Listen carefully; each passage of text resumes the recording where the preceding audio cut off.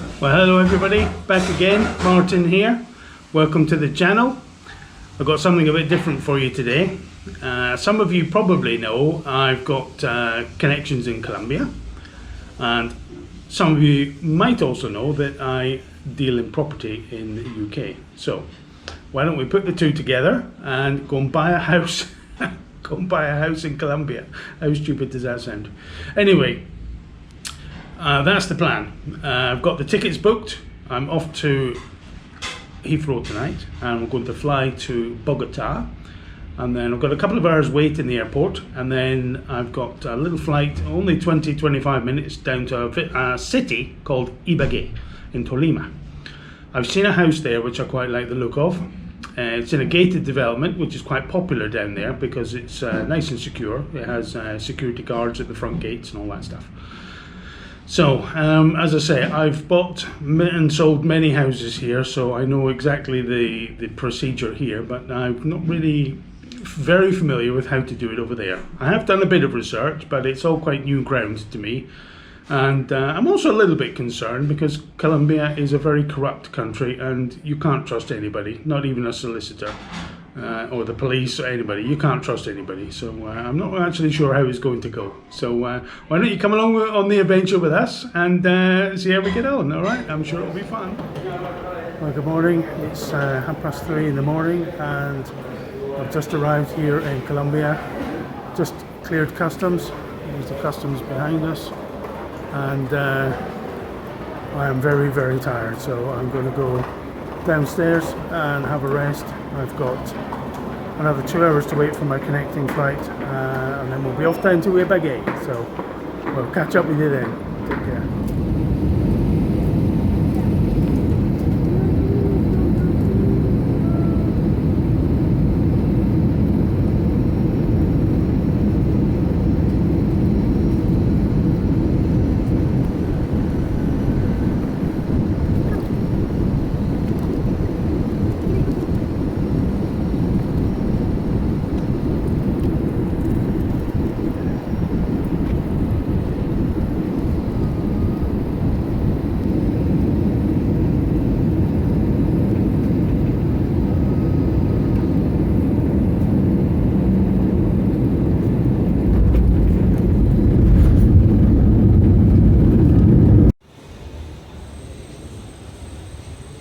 Hello everyone, it's Monday afternoon.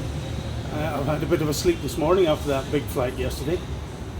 Well, actually I arrived this morning at 7 o'clock this morning, so we've got an appointment with the seller at 2 o'clock, so we're just going to go off now and have a look at the place. This is where we live. Okay, so we'll catch up with you there, alright? Take care. So here we are, we're just outside the place now and we're waiting for the lady to arrive. It's called Andalusia Nueva and it's just over there. There it is. It's just, entrance is just there.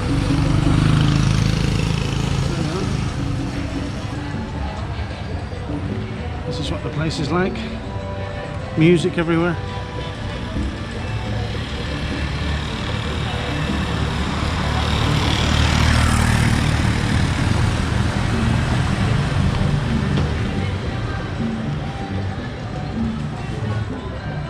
Okay, so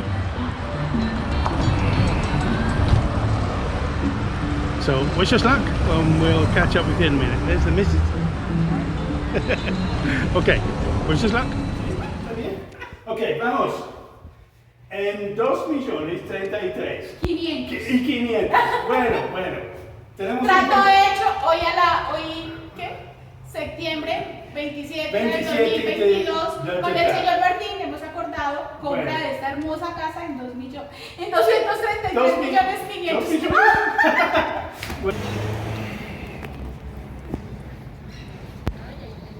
Well, here we are. There's the house. So they say se vende, which means for sale. So we've just bought that house. Y mira, la dueña, the owner and the missus. There we are, okay? Okay, and that's how it's done over here. So we're going off to the solicitors right now, and I'll give you an update on progress much later, okay? But there we are, there's the house. And there's the street outside, but it's very secure here. We have a swimming pool. Just down there we have a swimming pool and a kind of kids play area, or a bit of a garden I suppose. There we are, so catch you up later. This is the solicitor's office, which is una notaria aquí. So this is typical. If you want to buy or sell a car or a motorbike, you all come here and you make your deal here. So all the paperwork is sorted out and there's no arguments. So this is typical. The lawyer just left a moment ago. He sits there, and there's another lawyer in there. See, notario y escrituración. It says there. So this is typical, and it's usually very busy here. There's always something going on here. Very typical of a Colombian solicitor's office. There we are.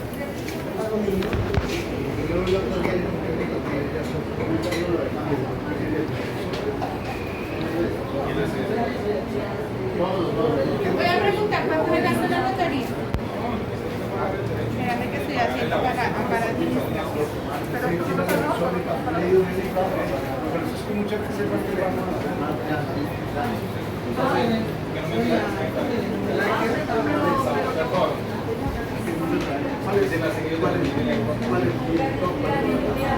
That's the chap in the middle, Gregorio. Bueno. So this paperwork here is like a letter of intent. It's a promise that we're going to buy the house, and we also give a deposit of 5 million peso, which is about £1,000. So this letter sets out all the details of the purchase and any kind of fine we have to pay if we don't complete the purchase. So this is us promising to buy the house and also pay the deposit. So that's all done, and in a couple of days we will be able to hopefully make the purchase complete. So we're back here at the notary again this morning. They had to add my documents here. This is my details here, because I didn't have my passport with me yesterday, and you can't do anything without a passport around here. So we had to come back this morning, have my ID verified. They took my fingerprints as well, which is quite common here. So we're just waiting for the rain to go off. I don't know if you can see, but it doesn't look so bad now. It was chucking it down a minute ago. So we're just waiting for the seller's daughter to come and pick us up in the car, and then we're off back home for lunch. So catch up with you soon.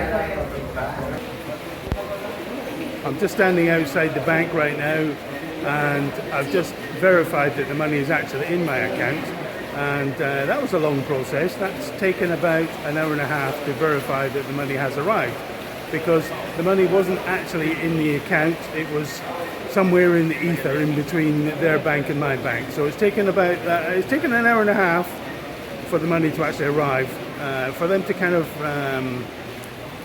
grab it from the ether, as it were. But there's the bank up there, the Vivienda. So I'll add a little piece in with a full explanation of what happened, because it's not quite so straightforward, and with the change in the exchange rates, with the pound being so low at the moment, I've also lost a load of money.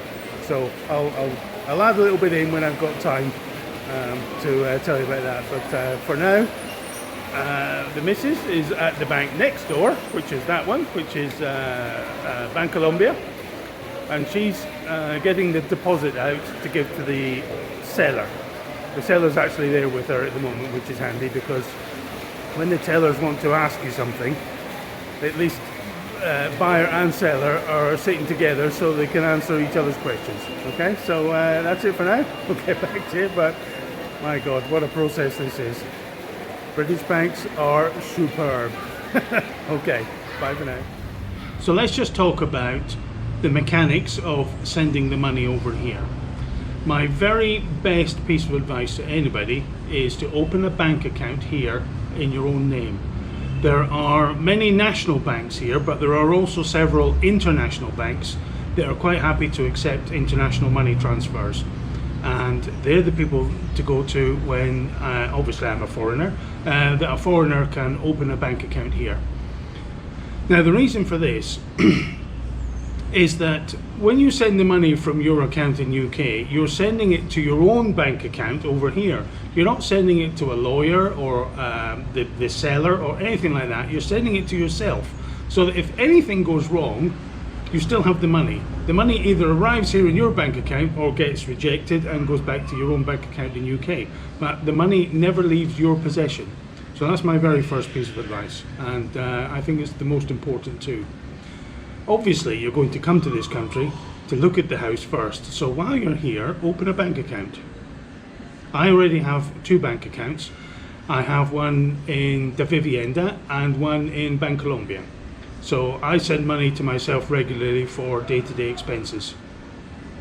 But I also sent the big amount of money here to buy the house to my Da Vivienda account. Now, I bank with Lloyds in UK, and I sent that here for only £9.50. So, this is the difficult bit, exchange rates. Now, when you send money from UK, because it's Colombia, no banks in UK have a direct transfer system with Colombia. So, if you were sending, say, to Poland or Spain or anything like that, banks have a list of currencies that they can transfer direct. So they could transfer direct from pounds to euros or whatever. But obviously Colombia isn't a very popular country to send money to, so they don't have an arrangement to send money here. So what actually happens is the money is sent from the UK bank account, and it is then converted into dollars, US dollars, and then it's converted into pesos. Now, what I didn't realize, and this is the problem, I didn't realize the exchange rate at the time. Now, the problem there is that there are now 2 exchange rates involved, one from sterling to dollars and one from dollars to pesos. Now, when I sent the money about 2 or 3 weeks beforehand, I thought I'd get myself organised, send the money early in case there was any problems. So when I made the transfer in UK, the pound was about 5,300 pesos on the day, and I thought I was getting quite a good exchange rate. Now, when I got here, the problem is that the money is actually sent to the bank, but not to your account.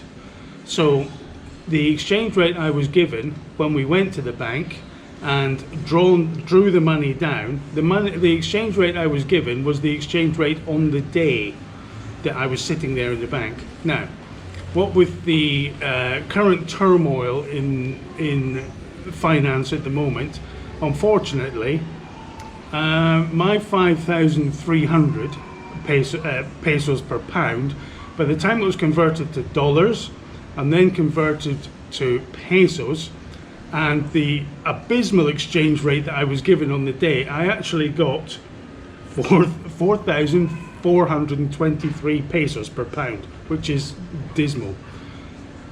So I actually lost 16 million pesos in the transfer of money from pounds to pesos. So please bear that in mind. Just here, there's a little picture of the chart on the day, and you'll see that the pound was about 5,300 beforehand, and then it dipped down to 4,000 something, 4,400, and then the very next day, would you believe, it was back up to 5,100. So unfortunately, I was at the mercy of the markets, the mercy of world finance, and that's the chance you take sometimes, so bear that in mind as well. Well, that's it. We've just come out of the bank. The seller is just there. and we're just getting the last 5 million pesos out of the bank for her. But she's got a handbag with 60 million pesos in it. She's made some deposits with the rest of the money into I don't know, things of hers. Just another little aside, the banks, although that chap there looks quite nonchalant reading his phone, he's actually armed and dangerous. So that's the way life is over here. The guys. Here's a bank guard, and there's another one standing there. Oh, here's another one. He may seem quite nonchalant, sitting on his phone, but he is actually armed and dangerous. So don't try and rob a bank here. There we are.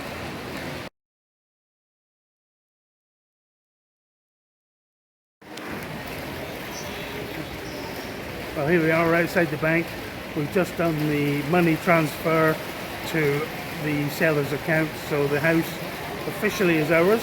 We signed the documents this morning at the notary, so everything is in order now. The lady's just gone in to make a deposit in the bank with some of the cash that she has. She's got 60 million pesos in her handbag in cash, so she's gone to deposit that in her bank account, which is the Bank Colombia. And then we're going to go down to the house, get the keys and introduce ourselves to the administration, because it being a block of flats or a closed community, there's administrators who live there and we have to be introduced to them. So that's it, the transaction is completed right now. In a week or two we will get the deeds, which is the escrituras, equivalent of our deeds in our country, in our name. But we've signed everything up this morning, everything is done and dusted. The transaction is actually complete about 2 minutes ago with the transfer of the money to our bank account. So that's it, job done. Yeah. Okay, the house is our... Ya la casa es nuestra. ¿Cómo te sientes, amor? ¿Feliz? Muy bien.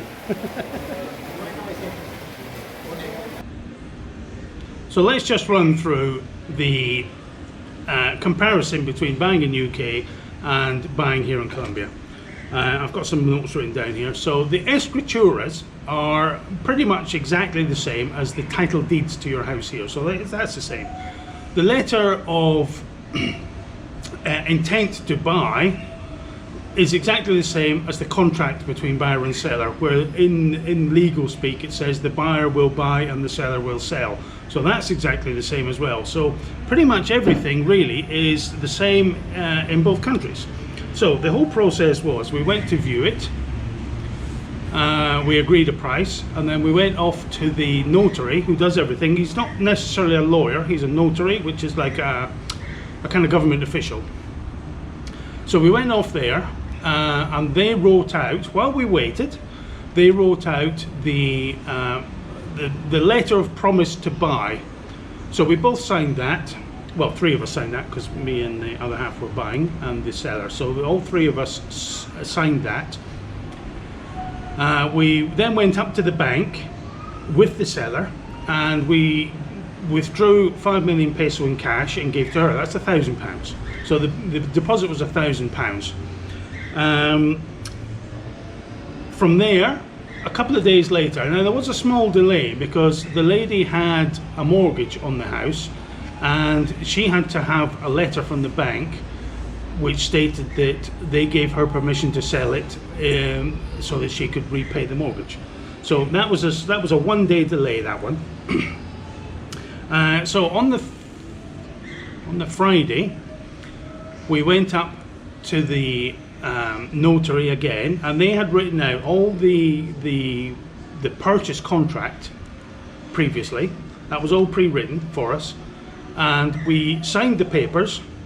Now upstairs in the notary there's a room where you can go and sit, and there's several other people there. You can go and all sit in your little table and go through the papers at your leisure. So there's no hurry to do anything, because some of these papers are 15-20 pages long, and in Spanish, of course. So so we all went upstairs and we sat and looked through all the papers and made sure everything was right. There was one small error, which we went back downstairs and they corrected that and gave us another set of papers. So we signed the escrituras, which is it's the deeds basically. It was a copy of the deeds to say that we will now be the new owners. So the seller, Victoria, and I went to the counter at the bank and I withdrew the total sum less the deposit. That didn't arrive all in cash because she wanted to make two deposits, one to somebody and one to the mortgage lender. So she paid off 155 million peso to the mortgage company. So what was left after she transferred to somebody else as well was about 65 million peso. So that arrived in cash. And she took that in her handbag, and we both went to the bank next door and she paid some of that into other things. That's her business. But at the point of delivering the money to her, remembering that we'd already signed the contract at the notary, so the sale was complete at that moment that we transferred the money to her. Now after that, we had a little celebration in a little cafe next door with a beer, like you do here, and we took a taxi back down to the house, and she handed over the keys, and that was the transaction complete.